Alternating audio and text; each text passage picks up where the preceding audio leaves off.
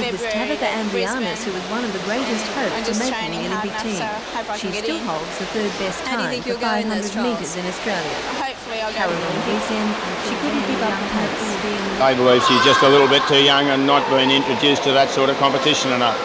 Do you think the Institute will help her? Good news Oh my word, following they're going overseas twice in the coming year. What Kathy was alluding to when she said in 5 weeks' time, they'll go over to Canada for the Canada Cup. They'll study there for a year and compete overseas. According to Kathy, it's a lifelong ambition. I've been after this for a while now, and now that I've finally got it, I'm really happy. Do you think your career will take off now? I hope so. I'll try and give it my best.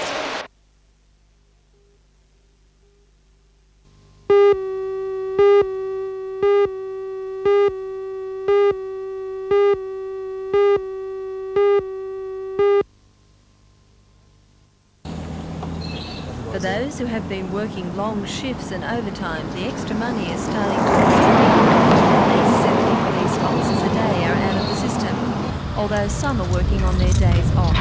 But having to look after the jails is starting to affect normal duties.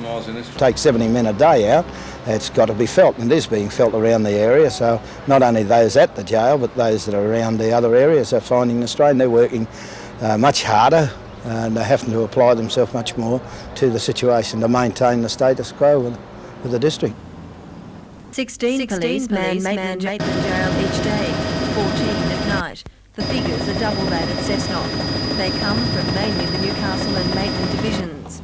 However, uniformed men from as far as Muswellbrook are also being called in. The money is good, but it's still a strain. The further we go, the harder it gets, because we're working long hours and the men have got to have their breaks. Our senior officers are thoughtful and caring in this area, but it soon starts to wear thin, these long hours, and domestic lives and all those sort of things are suffering because of it. No, but we'll maintain it as long as we've got to, but we're hoping it'll be over soon.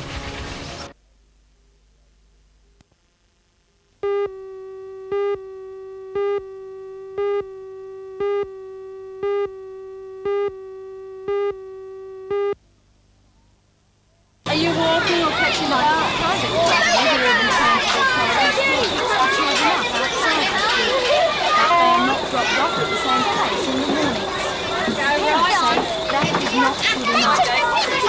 Where other schools get the buses straight to the school gate and drop them off, and this is the only school that I know that don't do it. This bus stop in Thomas Street was put here at the beginning of the year to cater for the children from Wallsend Infant School. It's less than 150 metres from the school gates. But the mothers say the children are often being dropped several blocks down the road, a good 10 minutes walk away. The parents have complained about the service to both the member for Wallsend, Mr Booth, and the Urban Transit Authority. Many say they will not allow their children to use the bus until they are assured that they will be dropped off outside the school. The Regional Director of Education, Mr Alan Beard, says the department does its best to provide satisfactory bus services, but he says it is impossible to please everyone.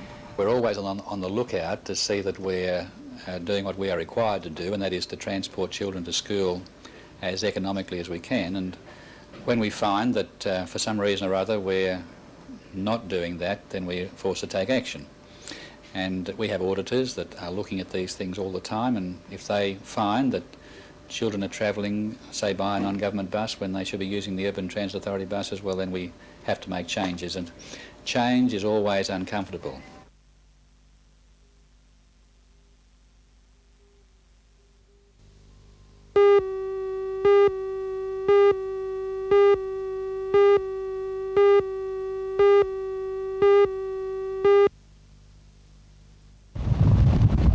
Stockton ferry was grounded during peak period this evening, metres from the Stockton terminal. As the ferry tried to leave the wharf, strong southerly winds swept it back onto the shore. The crew and passengers looked on helplessly. Eventually the water police came to the rescue and pulled the ferry free, but they pulled a little too hard, sending the deckhands scurrying for cover. Bruised and battered, the ferry put its trust in the water police once more for a tow into the middle of the harbour. It reached the Newcastle side safely. By that time the winds had abated and the ferry services continued normally.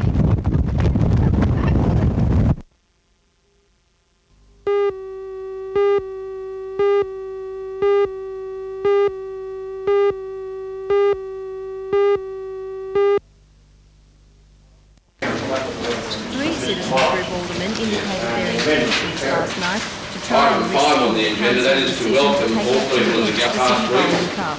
Among them was Deputy Lord Mayor and Chairman of the meeting last night, Alderman Geddes. However, when it came to the voting by division, Alderman Geddes changed his mind and voted against the rescission motion he supported initially.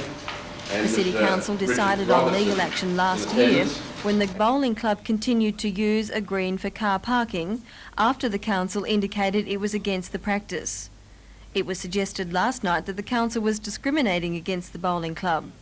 The Labor Party was adamant that legal action should continue, and some of the Citizens Group members agreed. The rescission motion was lost by 7 votes to 12, and the council is expected to proceed with legal action against the bowling club.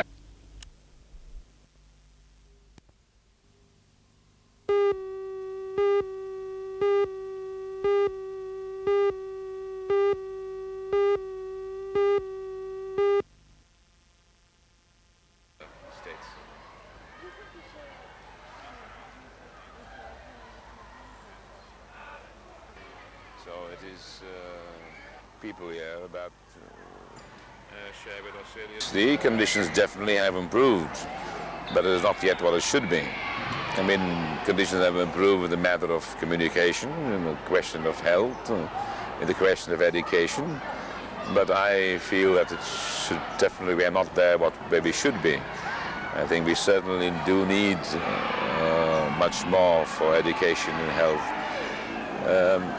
I personally feel that we are spending a bit too much on defense, practically 70% of our budget, and the amount spent on health and education is comparatively very little compared to that.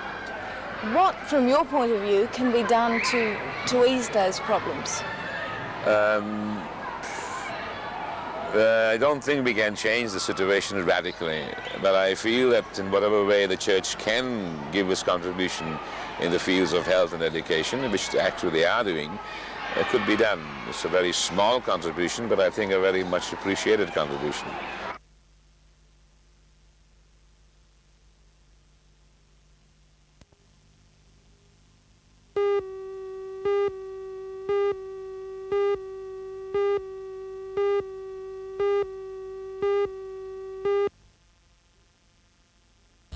A week after the tanker incident, which apparently polluted this dam, killing all fish life, authorities began today to make some effort to find out what's in the water. The State Pollution Control Commission took a sample, but didn't hold out much hope of having it effectively analysed. At the request of an NBN News team, the Health Department also took a sample. But the dam's owners, Arthur Dalton and his wife, are still left with their problem. Could they use the water, which has killed fish, for any other purpose?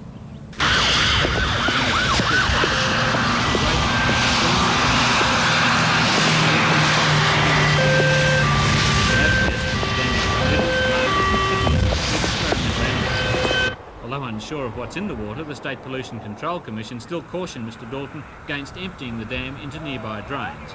But they didn't offer any other solution either. The whole incident raises serious questions about the safety of chemicals being carried along the highway and of authorities to deal with a situation when things do go wrong. What would have happened, for instance, if all 7,000 litres of the methyl acrylate had leaked on this side of the road, where a gully runs straight into the city's water supply? Experts I spoke to today could only guess at the possible effects. And that's the tragedy. Authorities seem to have passed up a chance to learn from experience, preferring instead to simply keep their fingers crossed nothing happens.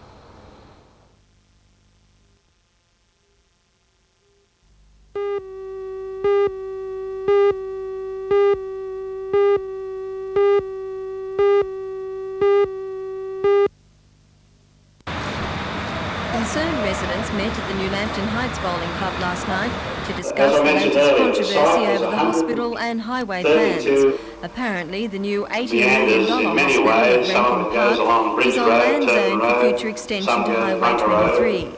The residents want the road situation sorted out before the hospital gets underway. They're concerned about the level of traffic which will be generated by the hospital and the ability of existing roads to cope with it. Alderman John Tate, who chaired last night's meeting, said that the hospital had been planned without any consideration of the traffic problem. He stressed that no one was trying to stop the hospital, but demanded better road conditions. A number of resolutions were passed. A committee of residents will liaise with the Newcastle City Council, which will be asked to make representations to the government on behalf of the residents. The public meeting also decided that the hospital should be repositioned on the same site to accommodate the highway. Spokesman Mr Stan Hayward says the group will continue to push for a sensible compromise. We want the hospital and we want the road on the Rankin Park site. We want both.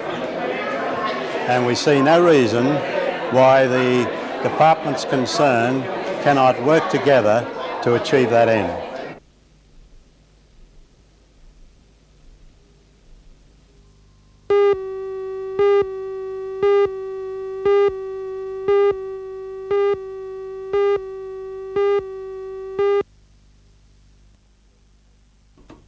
An Education Department study carried out in 1977 found that many talented children were being ignored by both parents and teachers. 3 years later, it was decided that a policy on the education of such children may provide the solution. Today as these children made their way back to the classrooms. This year, the Hunter Region State school population has risen to 76,000. Secondary schools have experienced an increase of 5% in enrolments this year, while they have... Dr. Braggett is currently on leave from the university and is preparing 3 reports for the federal government on education and the talented child. There are many children who have a particular gift or a talent. They might be in disadvantaged schools, they might be in different ethnic groups. We don't put a percentage on it, we say that there are many children who need help and they are found in all communities. Is a gifted child a child that's just more intelligent than perhaps the rest of the class? Sometimes it's a child who's more intelligent, sometimes it's a child who's quite different.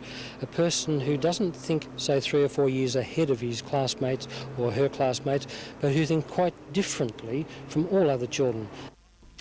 The state's new policy on teaching talented children does not call for special classes or schools. It merely recommends a number of methods which will help gifted children learn on their own. Basically, 2 things should happen. First, that there might be organisational changes in the school because we have to cope with children perhaps in the class, sometimes outside the class, sometimes out in the community. And second, that the methods that we teach them with are perhaps different. Much more independent work is needed.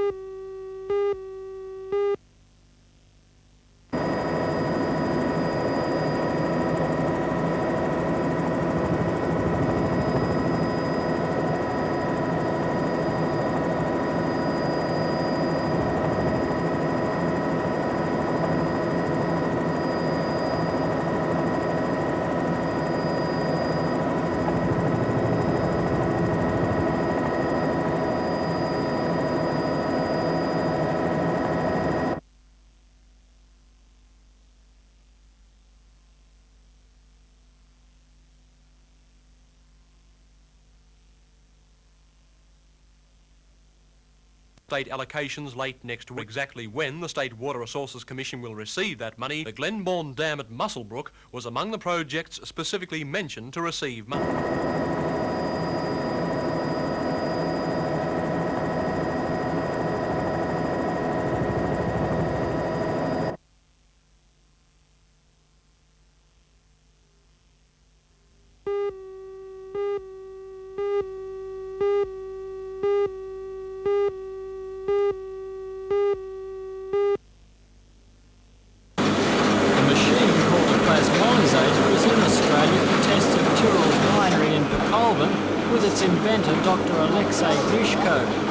It's widely used throughout the world and uses electric current to achieve an increase in wine production of up to 15%. And for major wine producers, that represents a lot of money. The machine is used in the grape crushing process to break down the cell structures of the grapes, and this produces extra juice.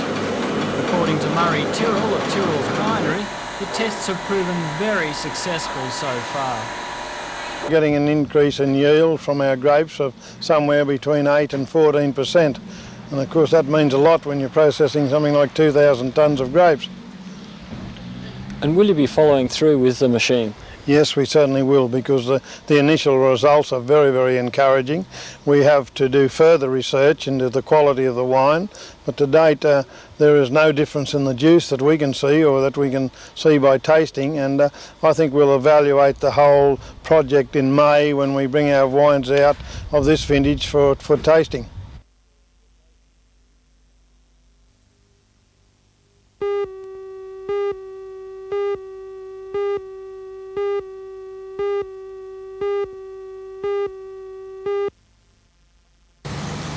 Tomago executives decided to give the media a good chance to look over the $650 million plant and make Monday free for official guests. Journalists in the chance to ask detailed questions, with plenty of time available for even more detailed answers. The general manager of Tomago, Mr. Morris O'Hara, told the gathering that Strait one of the smelter, the first of 2 potlines, is already in full production. Already, 25 kilotons of aluminium have been produced by the workforce of 750. Mr. Napala said the number will rise to 900 when the second pot line comes on stream at the end of the year, giving the smelter a capacity of 230 kilotons per year. An extensive tour included the operating pot line, the anode baking furnace, where carbon anodes are cooked to particle stems, and the cast house, where the molten aluminium is blended to form alloys and formed into billets of different types and sizes. This is the youngest smelter in Australia producing aluminium wire. Already the 5 joint ventures, Special A, Young Aluminium, AMP, VAW of Germany, and Hunter Douglas, arranged their own individual export contracts, have shipped 15 kilotons through the port of Newcastle. Most of those shipments are to the Asia Pacific region. The next is due out in a fortnight. On Monday, Premier Ram will wish Tomago Aluminium safely on its way. So far, the smelter is right on schedule and within budget. A tremendous task considering the technical and industrial problems that were overcome.